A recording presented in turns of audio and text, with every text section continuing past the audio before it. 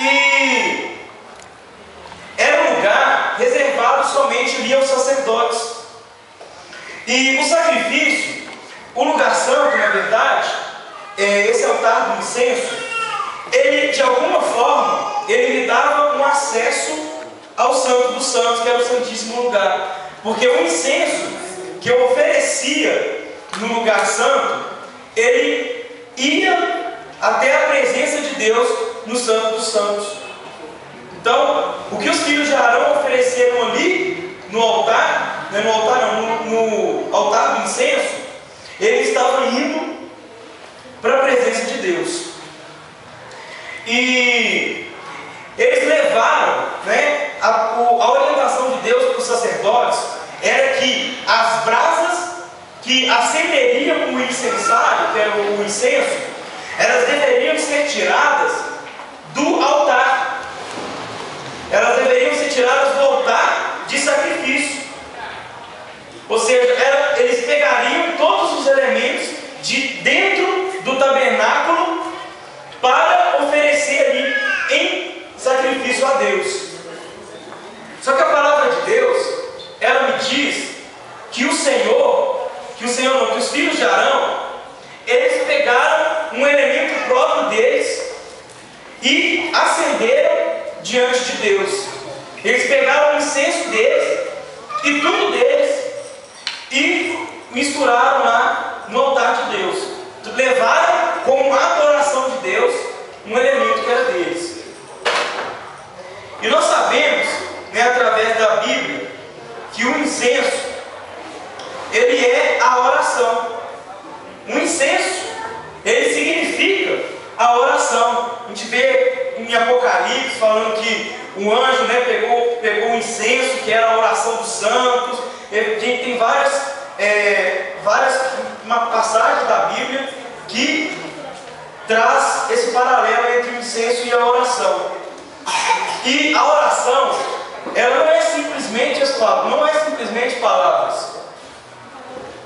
Eu não oro simplesmente com palavras. A oração vai além das palavras.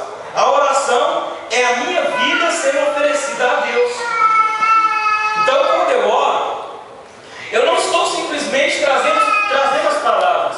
Eu estou dedicando naquele momento a minha vida ao Senhor. E a Bíblia diz que os filhos de Arão, eles acenderam um fogo estranho perante ao Senhor. Eles levaram algo estranho diante de Deus. E o que nós temos acendido diante de Deus? Que tipo de fogo, ou que tipo de oração, ou que tipo de vida nós temos apresentado diante de Deus?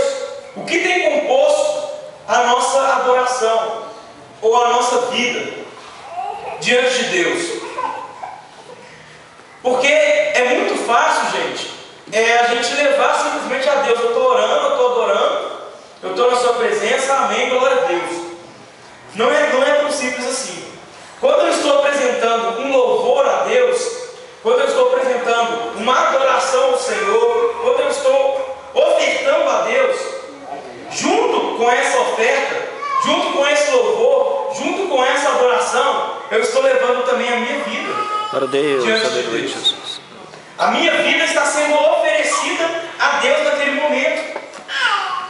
Lá em Gênesis, na oferta de Caim e de Abel, a Bíblia diz que o Senhor se agradou de Abel primeiro e depois da sua oferta. Ou seja, primeiro Deus se agrada de você, para depois Deus agradar daquilo que você está oferecendo para Ele. Primeiro Deus agrada das nossas atitudes, para aí sim, depois Deus se agradar daquilo que eu estou apresentando para Ele. E o que tem subido até Deus através da nossa vida? O que será que nós temos oferecido para Deus? A Bíblia diz que Nadab e Abiú ofereceram para Deus fogo estranho. Eles foram até Deus em um culto, cultuaram a Deus e ofereceram a Deus fogo estranho.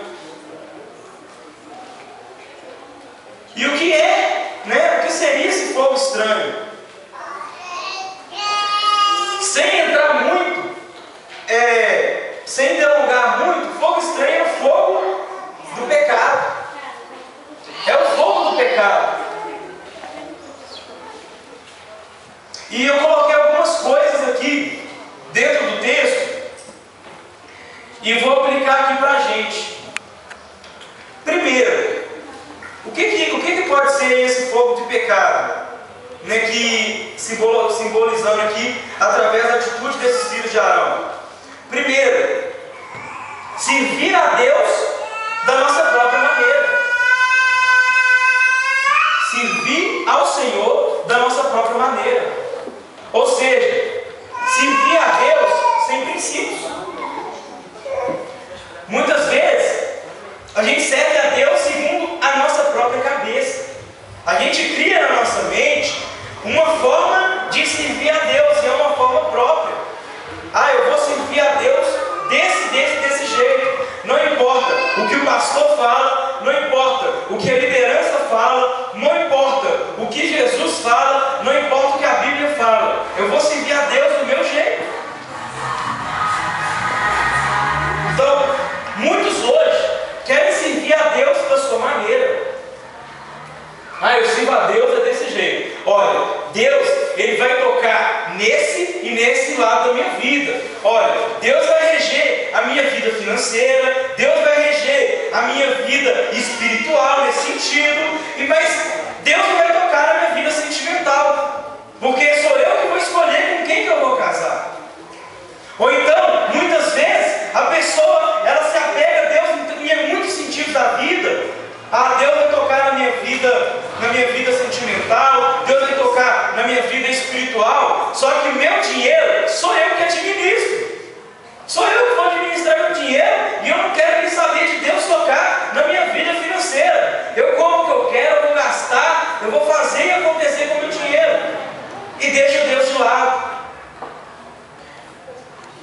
Muitas pessoas falam, eu até gosto de Jesus, né, no mundo afora, eu até sirvo Jesus, eu até amo Jesus, só que eu não quero que Jesus, Ele interfira no meu modo de vida.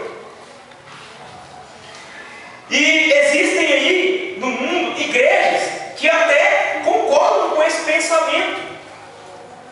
Muitas igrejas concordam com o pensamento de que você pode servir Jesus e servir as suas vontades. Como se a Bíblia estivesse dizendo, né? Aquele que quiser vir após Jesus, pode vir e manter do mesmo jeito. Mas não é isso que a minha Bíblia diz. Minha Bíblia diz, aquele que quiser vir após mim, negue-se